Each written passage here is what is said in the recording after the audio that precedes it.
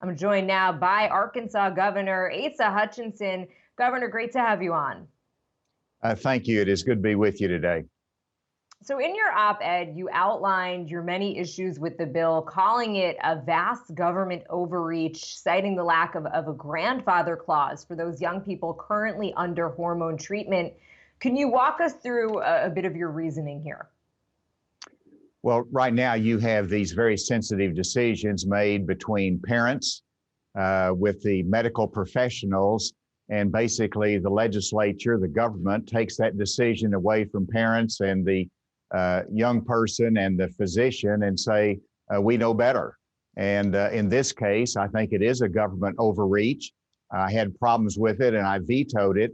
And I'm particularly concerned about the young people that are currently under hormonal treatment, that it's going to cut them off right in the middle of that treatment.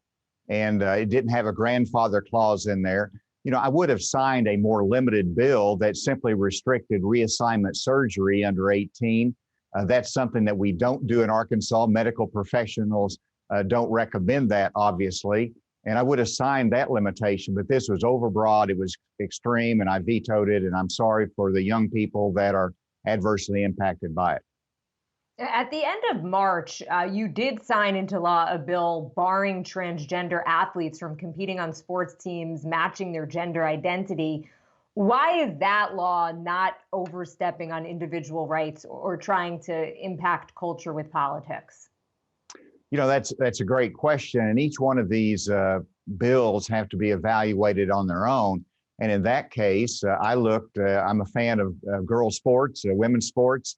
And here, the bill simply prohibits a biological male from competing in girls' sports at the high school or college level. That made sense to me because I'm a fan, whether it's basketball or soccer, and I like to see them compete. So I evaluated that. It seemed appropriate, although it was perceived as cutting out opportunities for transgender youth. I hope that's not the case. The other one was that protects the right of physicians and medical care workers to not have to do every procedure if they have a conscience or a religious objection to that. They still have the protections of you can't discriminate based upon a class of people, but it gives some protections for medical professionals to make judgments not in an emergency fashion, but in regular care as to what procedures they perform. In the op ed, you also wrote if Democrats won't, I hope Republicans at least can resist the constant pressure from activists to use government as a means to change the culture. Do you think that these cultural issues are going to be a winning strategy, focusing on those for Republicans in 2022? I think we really have to, as a Republican Party, slow down a little bit, and you got to think through some of these pieces of legislation. And is this supporting our principle of the party that we believe in a limited government? And if it's a government overreach, let's slow down on it. We have to remember that the greatest changes in our society and impacts on culture would be the church, it would be the home, it would be individual decisions, and the government can't correct everything or change everything, nor should they. And we believe in individual liberty. We believe in a limited government. And I think our party needs to get back to that. And while there's going to be bills that we pass, I'm pro-life, I will pass pro-life bills, I sign them, but still let's think through this, at least evaluate it under the lens of our traditional principles.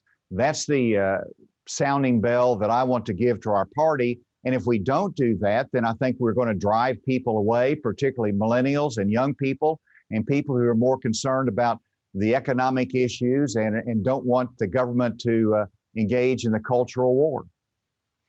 Do you think that the Republican Party is still the big tent party? I know you quoted Ronald Reagan as well in your op ed, and he said if someone agrees with you 80% of the time, then they are your friend and ally, not the enemy. How do we fix this partisanship at this point? And again, do you think the Republican Party still being inclusive here? Well, I believe we are a big tent party, but again, there is a danger that we're going to be purists to the extent that we drive those people that might disagree on one particular issue away from us. And, this is part of the electorate that we have to understand that, we have to think through these things from a governmental standpoint. We have to make judgments, and the government can't cure everything. So it's about leadership. We need to explain our votes. We need to explain our thinking, and people understand it. But we don't need the purists. We need a little bit more pragmatic approach. And like Ronald Reagan said, that if somebody can agree with me 80% of the time, I consider them a friend and an ally. And as he said, we'll get the other 20% later. I want to ask you as well about voting rights legislation. There are a number of bills working their way through the Arkansas legislature, similar to the controversial new voting law that we saw in Georgia. Will you sign it? And will you sign it if it restricts voting?